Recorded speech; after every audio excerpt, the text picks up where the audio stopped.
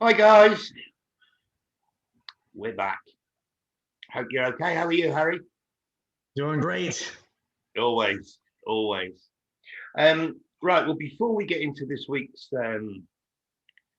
nonsense, which is just going to be as mind blowing as ever. A couple of things that I want to mention. Thanks for your understanding from last week. Going over to BitChute. We're going to put in future all our podcasts are going to be put over. We'll put them here, but we'll put them over there as well. Somebody asked if I could make the second part of that presentation, which was all the memes, make those available. So I've put them I've uploaded them to Dropbox, and I'll put the link below so you can go and grab them. And somebody also asked if Harry and I would do a podcast on what we know as NPCs, or what we call NPCs. My thoughts on that are it would be a very short podcast. What do you think, Harry? We probably have to combine it with some other topic that's related. Maybe we'll talk about simulation. Maybe we'll talk about, we'll bring in some examples of like cartoons that mimic like The Sims, like video game simulation, Simpsons, something like that, maybe. Well, I was listening to Mark Devlin a couple of days ago, and I think he pretty much summed them up, because he was talking about these stage hypnotists, right? You go to a venue, and the guy tries to hypnotize everybody. Well, there's a small percentage, probably 10-20%, that just can't be hypnotized. And I think those that can maybe represent what we would call the NPCs. I mean, I remember years and years ago, I went to see a hypnotist because I wanted to give up smoking. And he's there with his thing, you're falling asleep, your eyes are going, I'm like, no, I'm not. No, I'm not. No, I'm not. And I walked out of his office, or whatever you want to call it, and the first thing I did was to light up a cigarette. So I can't be hypnotized. I've been to stage hypnotists. I've worked with stage hypnotists back in the day. Me and my ex-wife, we worked as a duo in the pubs and clubs and so on and so forth. So we've worked alongside stage hypnotists, and then I could never ever be hypnotized. So maybe Mark's onto something there with. I think so. Yeah, I think so. I mean, if you look at those numbers, between something like 70 to 80% of the people walking around us are probably that. Yeah. They're NPC. So that's why that number hits. It resonates with me too, that about 15% of people just can't be hypnotized. No, I totally agree with you. Oh, tell you what, talking to people, I mean, here in China, you know what we're taught in the West about China and Chinese people. Something amazing happened to me yesterday. I came out of work, out of school, at like 11:30. It was raining. It wasn't raining heavy. It was what you might call drizzling. And I'm on my bike, and I'm off to the supermarket. And as I'm riding down the road, this car came past me, and he pulled over about 100 yards or so in front of me and stopped, popped his boot open. He got out of the car, and by the time I reached his car, because as I say, it was like 100 meters in front of me, he pulled out an umbrella from the boot of his car, and he offered me an umbrella. Now, he wasn't an umbrella salesman. I mean, his car wasn't full of umbrellas. But and I thought, wow, that would never happen. Never happened anywhere in the West, and it's the first time anything like that's happened to me, and I've been here for 7 years. But that act of kindness just blew me away, absolutely blew me away. So not everybody's a dickhead, are they? No, not everyone's a communist pig, supposedly, right? Yeah, absolutely. Well, that's what Jeff calls me now. Jeff, yeah, that's why I brought that up. Oh, absolutely, I'm a communist pig now. So yeah, that kind of gesture, you probably won't see that at a high rate at all anywhere else. I told Jane about it last night. I sent her a message, and she said, "That's because you're a foreigner." I'm like, "No, it's not. No, it's not." Anyway, all right, guys, let's take a. Oh, here's something I want to show you before we get into the main presentation. This is from this website here before it's news, and it's talking about who's in control. But what I found quite interesting was this. Can I highlight it?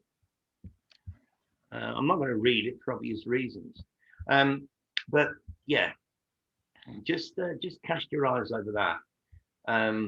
Talking about some samples that came back with this, and then they asked for this, and were told this. So yeah, so go figure.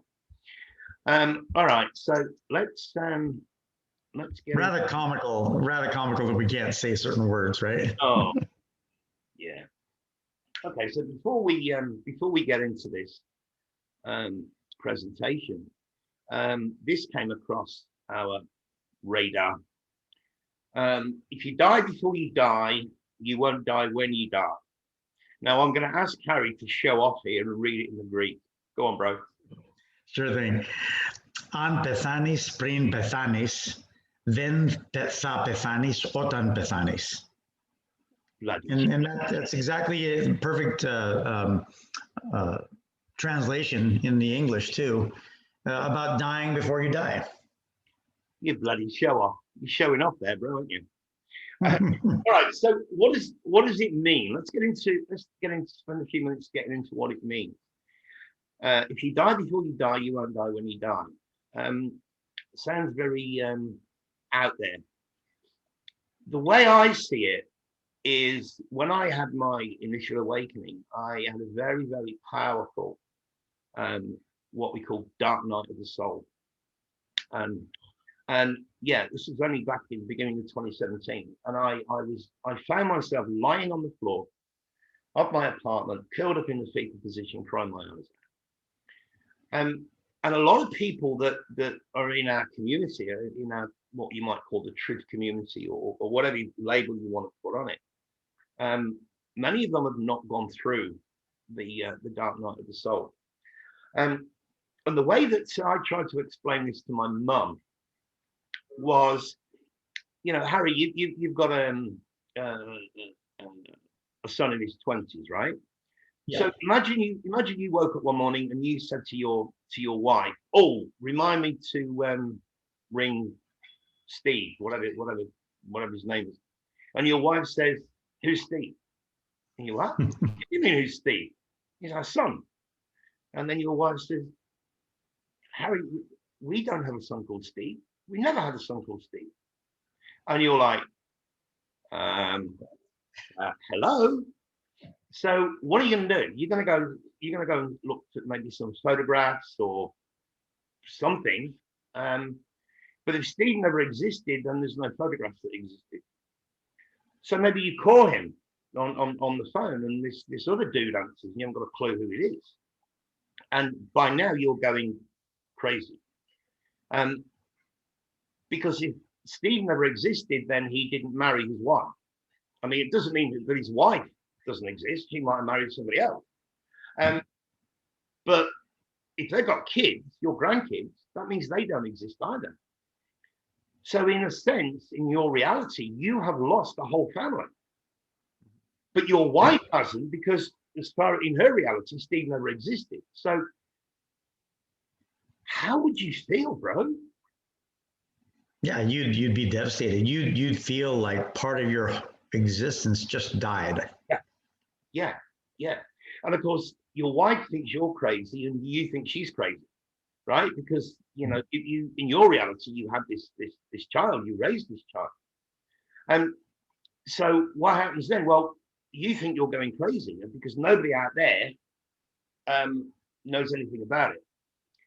So from my personal experience, I mean, I don't know how long it was, but let's say a couple of years later, you're in a bar with a a mate and talking about Steve and his family, and somebody overhears you, and he comes over and he starts talking to you, and it turns out that the same thing happened to him, only it was his daughter, his youngest daughter.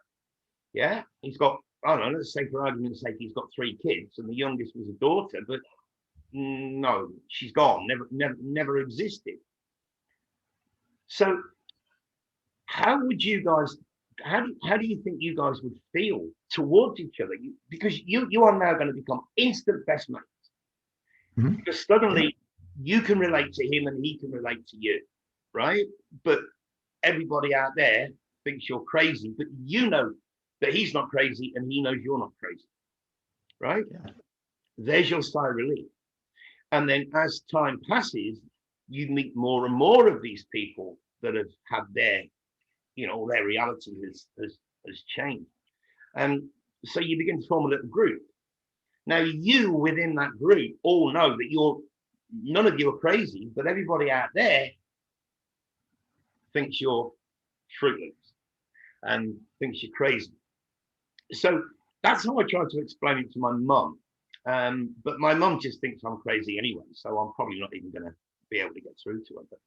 But, so that's how I see, if you die before you die, you won't die when you die. That's how I see it. That's how I kind of relate to it. Now, Harry and I, well, say Harry and I, we both ended up watching a video yesterday. It was posted in our Telegram group, and I watched it. It was an hour and a half, and then I emailed it to Harry, and he watching it at 1 o'clock in the morning, right? And I'll find it and I'll link it below. Because what this guy was talking about is exactly what we're talking about, and how this whole realm is some kind of computer simulation. Absolutely amazing. Well, he kind of compared a little bit of kind of like your situation of the son missing or the other guy's daughter missing as being like frames of a movie that maybe were, a different movie. Each frame is different, or like you even said, he talked about how going from one state to another, like in the United States, there's 50 of them, but if you can move from one state to another, you're still in the United States, but you're in a different state. Yeah, well, that was how he was portraying the Mandela effect. Yes. We're still here, but there's like one Earth, but it's all broken down into different, I suppose you'd call them dimensions. Mm-hmm. Yeah. So frequency. Yeah. So you still wake up in the same bed every morning. You still wake up in the same house. You still drive the same car, but something in your past has changed. And in this example that I was giving, your son was never born 20 odd years ago. He just doesn't exist in this reality. Very, very difficult to get your head around, but I think he describes it very, very well. I'll give you the heads up, guys. The interview is shit, right?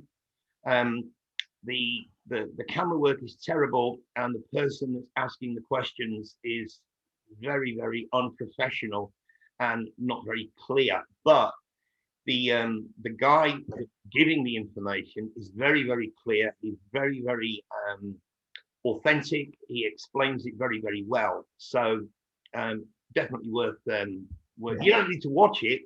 You can just listen to it. Yeah. Just listen. When I looked at that phrase of if you die before you die, then you won't die when you die. The first thing that popped into my head was the concept of like hallucinogenics, which I've never tried one, but the idea of a microdose of maybe some ayahuasca to separate yourself from the physical realm and enter into a different realm where you can actually look at yourself kind of seated, and as you're elevated and looking at yourself from above. That's kind of how I envisioned it when I first read it. Yeah. All right. Well, what we're going to be talking about is the memory wipe, the forgetfulness. and how what it all means, basically. So, Harry, this is your PPT, bro. So, over to you. Yeah. So I titled this portion "Half the Man I Used to Be," because we're going to be talking about what the origin of in mythology, how man was depicted. And as you can see, my subtitle, Why God's Fear of Man Put Man on the Chopping Block. So we can go on to the next slide. We have the word cleaved. Now, we know that words have meaning, and sometimes a word has more than one. And in this case, it has both its own meaning and its opposite. So as many may know, there are terms that mean both the actual thing and its opposite. And those are called contronyms because the word cleave happens to mean both to cut and to bind together. And because mythology is being used here to kind of explain something, this brings us back to that same point that you and I harp on a lot, is that in our educational system of today, if you were to rewind back 80 years, mythology, Latin and Greek were standard in the educational system. Today, if you learn any of that, you have to go to a specialized school. Well, I think I've told you before. I mean, I grew up in the UK, and I went to Latin classes. It was part of the curriculum at the time. And I noticed in that picture you've got the figure with the two heads and the Y in his hand. Now, Paul from the Black Sheep Researcher channel has done a lot of work explaining the meaning of the letter Y. So if you guys want to go over there, the Black Sheep Researcher. Well, it's funny because the myth that we're going to reference is a Greek myth, but they also bring in the tetragrammaton in there. So we're going to see that. So again, according to Greek mythology, humans were originally created with 4 arms, 4 legs, and a head with 2 faces. And we've seen that depiction in other pictures where you have half the head is a male, or half the face is male and the other half female. Well, there's an old quote unquote god called Janus, isn't there? They say that January comes, his name called Janus. And we've talked about Janus and how it was moved to the beginning January, the first day of the first month of the year, so that you could look forward to the new year and look back at the old. But this god named Zeus, of course, fearing loss of his own power, he splits man in half with his lightning bolt, as you can see in this picture on the left. And people may notice that the word Zeus is actually Suez backwards, out in the canal. That's right. So he separates man and he condemns them. He says he will have them search for the other half for as long as it takes. And it's this is written by, or it's actually spoken by Plato in his work, The Symposium. All these quotes I've taken from there. And again, this is one of those things that if you had been in a class 80 years ago, this would have been standard education. But it's been wiped, and you got to imagine it's for a reason. Yeah. So when one of your halves meets the other half, what happens? It is like love at first sight. You fall in love with that person instantaneously. It's almost like that twin flame encounter. So whether I experienced that once in my life, only once ever, with an old girlfriend. Our relationship didn't last long, but it was almost like, and she said the same thing, it was almost like a bolt of lightning. As she looked at me and I looked at her, it was almost like this lightning bolt happened between us. And as I say, she said the same thing. Yeah. So when you meet, whether it's in youth, like it's your high school sweetheart or if it's later in life, it doesn't matter. That amazement of love is so strong.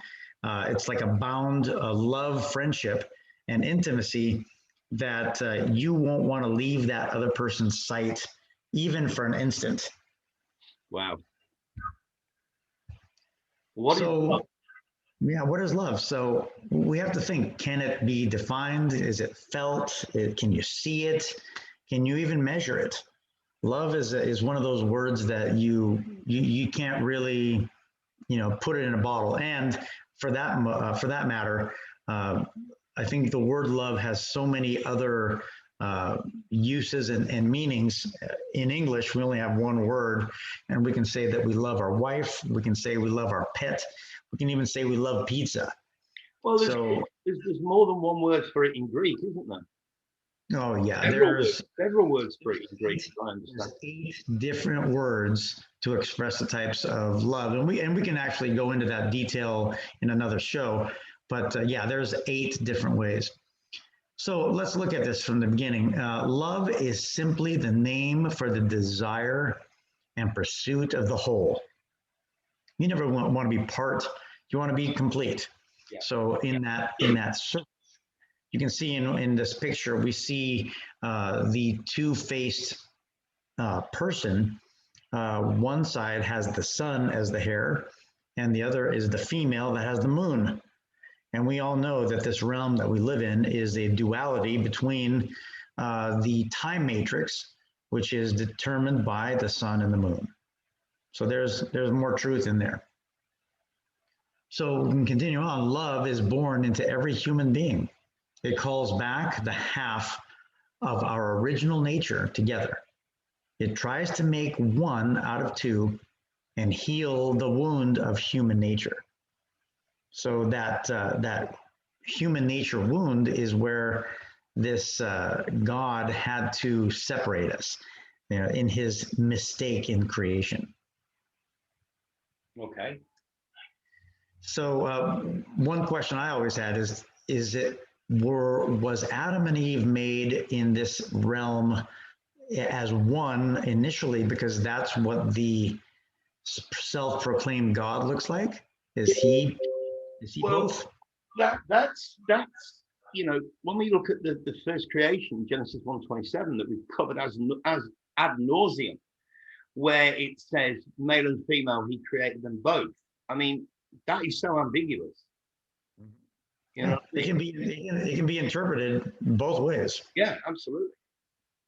So, and when one meets the other and the other half, the actual half of himself, whether he be a lover of youth or a lover of another sort, the pair are lost in an amazement of love and friendship. Well, actually, this is a repeat of the previous, so I've already covered that one. Okay.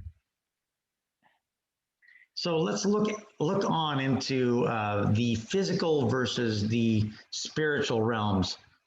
When we look for love in all the wrong places, when we look at the physical versus the spiritual, we'll see that there's a big difference. So what is evil is the vulgar love who loves the body rather than the soul. So inasmuch as he is not even stable, because he loves a thing which is in itself unstable. We look at each other.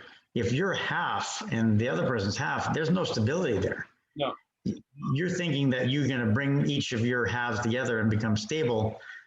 Nah, you were ripped apart to begin with, so there was some instability to start. Absolutely, yeah. So therefore, when the bloom of youth, which he was desiring, is over, so you're looking at, when you're young, you're looking good. He takes wings and flies away, in spite of all his words and promises, whereas the love of the noble disposition is lifelong, for it becomes one with the everlasting. The point that Plato makes here is the temporal physical world is going to get old and it's going to get ugly. And all those promises and all those sweet nothings that were whispered into your ear, they're not going to mean anything, and he's going to take off. And we look at Adam. You made this point, Nigel.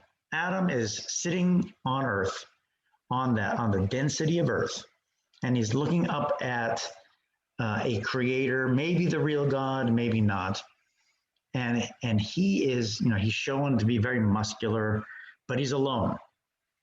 What does he have to do to be part of that spiritual realm? All he has to do is straighten his finger. Yeah. So to the right of that big picture, I have a small one where it shows that all he has to do is straighten that finger out, and he makes that spiritual connection where he finds true love, not that of the evil physical. Absolutely. Yeah, we did a whole show on that. If you haven't seen it, guys, it's I think the thumbnail is this Sistine Chapel picture. And notice that the God is sitting in a brain. The God figure is sitting in a brain. And in our brain, we have two temples. Where does God live? In a temple. None of this is coincidental. None of it. All right. So, forgetting the past, this is where we're going to get into the memory wipe. So do you want to take us through this, Harry? Yeah. So when we think about the lives that we live, in some cases, some people want to remember and some people want to forget. People who have committed atrocities, maybe killers or people who have hurt others, they want to forget. So we can look at the origin of the river of forgetfulness, another work of Plato. So forgetting the past, Trophonius and the river Lethe is the title of this book, this work that he spoke and was later translated and written down. So there are 5 rivers supposedly in the underworld, and the most prominent one that everyone seems to know about is the river Lethe, which is the river of forgetfulness. So as the story goes, Trophonius and his brother are asked to build a temple. And when they do so, they're going to be building it in a cave. Now, these caves that they're talking about typically had gases emitted from them. And it's kind of to be understood that these gases would be kind of intoxicating. So they would serve almost kind of like a magic mushroom type purpose. So the brothers they were told that after they finished building this temple, they would be asked to do a 6-day bender and just total debauchery, whether it was sex, food, wine, all of the above, whatever it was epic debauchery, 6 straight days. And so the author of this article says, well, hopefully you had fun. On the 7th day, they're going to reference that number that we talked about a lot, the number 7. We did a whole show on number 7, yeah. So the 7, they're gonna bring back that Y that we saw on the first slide, because Y is the first letter of the tetragrammaton of the YHVH, which is Yahweh. Okay. So they said Yahweh is going to be sleeping and resting on that 7th day. You brothers are going to wake up from that debauchery state of nirvana, whatever they want to call it. But what happens? They don't wake up. In essence, what happened is they became members of the 27 Club. Have you ever heard that of that club, Nige? Yeah. It's when all the young artists that are prominent and becoming popular, they all just seem to die of an overdose. Yeah, Amy Winehouse was one of them, I think. Yeah. And so that's exactly what happens to these brothers. These brothers end up dying because of their debauchery. Now, to really appreciate the significance of Lethe, the Trophonius cult, we need to look at this, the family of the river. Supposedly, when these brothers drink from this river, when they go to the underworld, they're going to have a choice between 2 rivers. And the one is the river of forgetfulness. So we're going to look at Lethe first. And in Lethe's, she has a pedigree, and it talks about who is related to Lethe. If you go to the at the bottom here, it says that Lethe's family tree, the mother is Eris, and who is also known as discord or chaos. So you're already going to drink from a river that whose mother's name is chaos. That should kind of set you back from the beginning.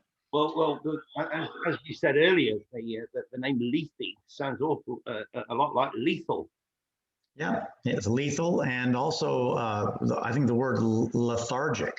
You know, when you have no energy. So, what are some of the siblings of Lethe? And they have the Greek and the English meanings on both, but I'll just go through the English real quick. Hardship, starvation, pain, battle, wars, murders, manslaughter, quarrel, lies, stories, disputes, anarchy, ruin, and oath. You know, some people think, oh, an oath is good. No, you don't want to make an oath. But there's another river there that you can take a drink of and not forget. And that river is called Mnemosyne. Mnemosyne. Yeah, Mnemosyne or I have just realized something's just hit me like a ton of bricks. Let's hear it. Oh my word. There's a PPT that I made a few years ago for the kids at school, talking about mnemonics, and it's spelled the same way with the island. Amen. And this was Aristotle that started allegedly started talking about this. And if you don't know, mnemonics is a way of remembering, right? That's right. Sounds, songs, and stories. Yep. Right. I mean, today we use pictures and memes and so on and so forth. There's another one. But mnemonics basically means it's a way of remembering. Like everybody knows row, row, row your boat, right? Everybody knows. And sounds, stories, and songs. When we're very, very young, you know, and we start to learn, especially learn English, a lot of the time we use songs, don't we? Yeah, it helps us remember. Kindergartens here, where young kids are taught English. Again, the English teachers use songs and dances and all kinds of stuff. And clearly, mnemonics comes from that, without a shadow of a doubt. And exactly. That is the opposite of Lethe, which means to forget. Wow. Yeah. Wow. I didn't see that until just now. It's right there. Mnemo with NICS on the links. So Mnemosyne, if you say it in Greek, is the sister river, but not really related, it just flows next to. And she has a pedigree, but her pedigree has a genealogy of the 9 muses. And these 9 muses are inspiration for artists and singers of throughout the ages, playwrights, so forth. Wow. So you can see the big difference between drinking from one river or the other. And let me tell you, when you're in this sun moon matrix, they are going to direct you to Lethe, because they don't want you bringing back experience and knowledge into the second life, because you're going to have a major advantage over everyone. Absolutely. Okay, so Okay, now I came across this when Harry first introduced me to this this topic. So I jumped online and I saw this and I thought, oh, episode 1. I wonder if it's a series, TV series. But the other thing that jumped out and hit me was how they have portrayed the T right in the middle. Also on this one, as you can see, the 2 slides are completely different, but it's how they portrayed the T. Now, I found this. This is, I think this was written in 2018, but it says episode 1 is a 2016 first-person. It's a video game created by a Greek guy, released on 1st of August 2016. Episode 1 is the first game in the series of planned video games that take place in the same universe. But as of March 2018, no other episodes were published, which is why episode 1 is also referred to as Lethe. So I haven't come across the game. I mean, I'm not really into video games, but very, very interesting nonetheless. So drinking from the river, being forced to drink from the river of forgetfulness, as opposed to the river of Nemesis, which means you would remember. Well, how are you going to know, Harry?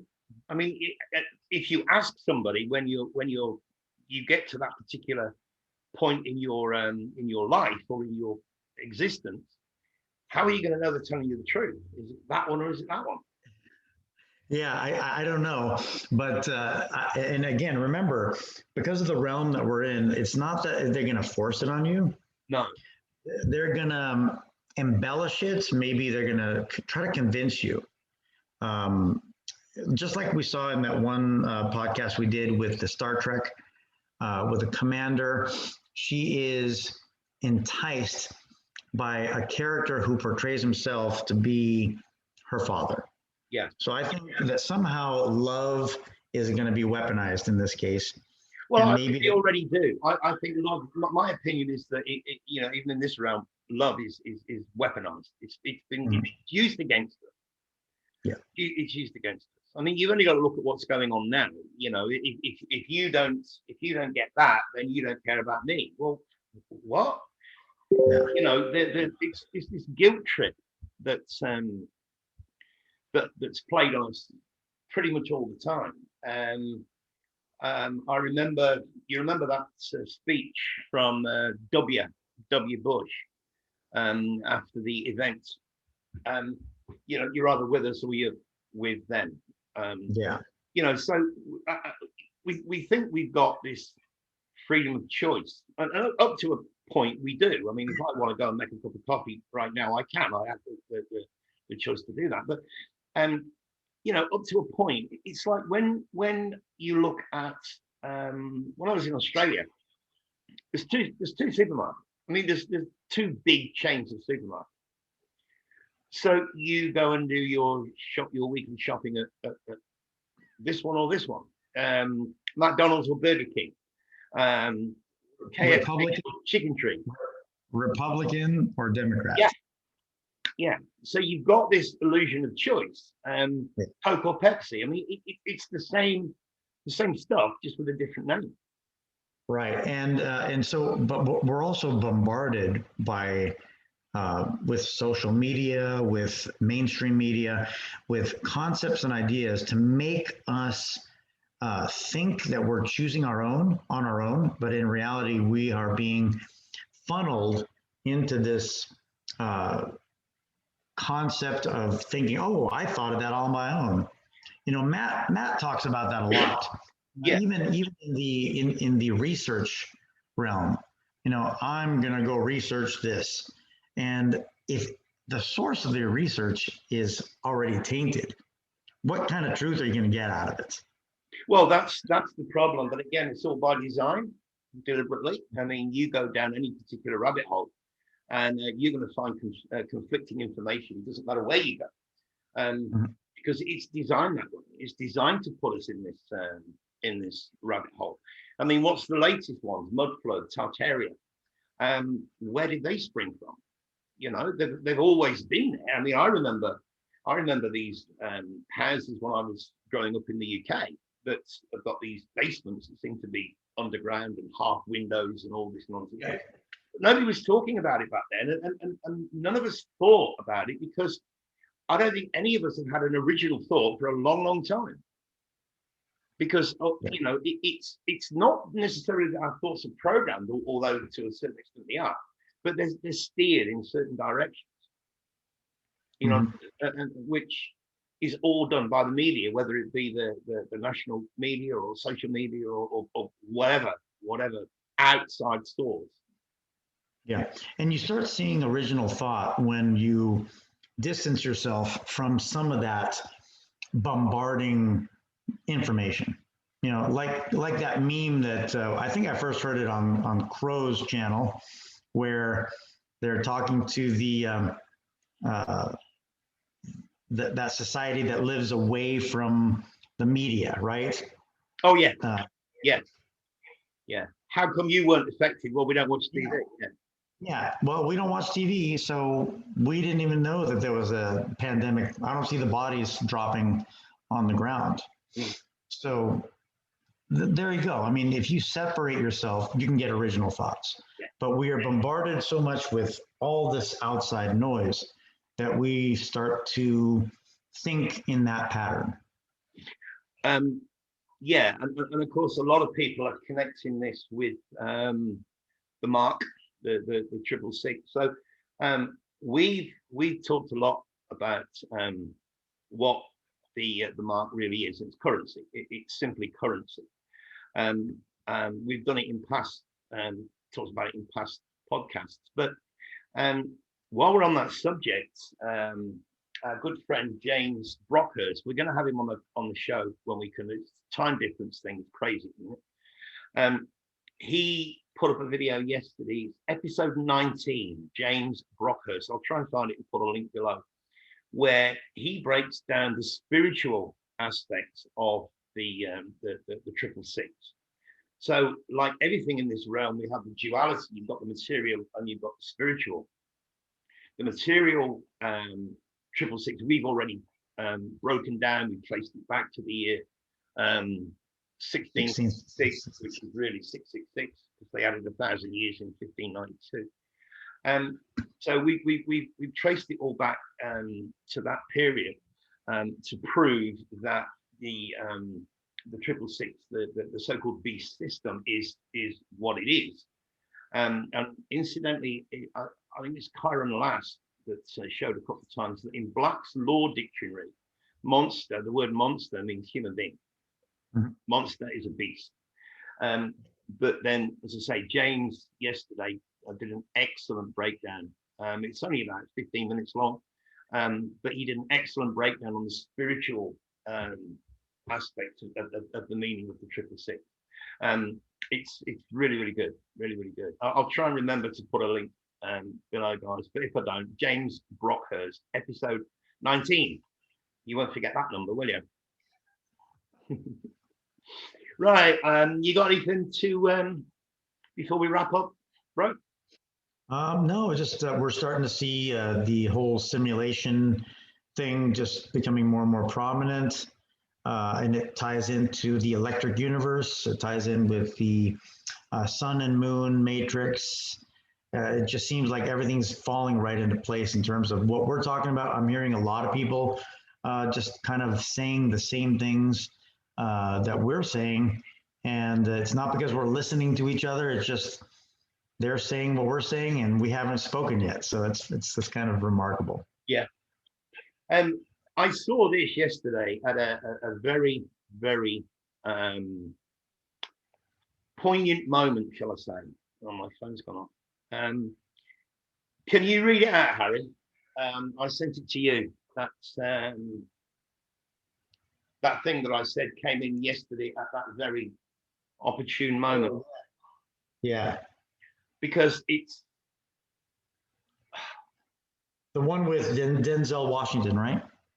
The last meme that I sent you, the one that I said came in yesterday. If you died tonight, the employer one, yeah. Yeah, read that. So it's a quote from Denzel Washington, and it says, "If you died tonight, your employer would advertise to fill your job role by the end of the month, but your loved ones, chosen family and friends, would miss you forever.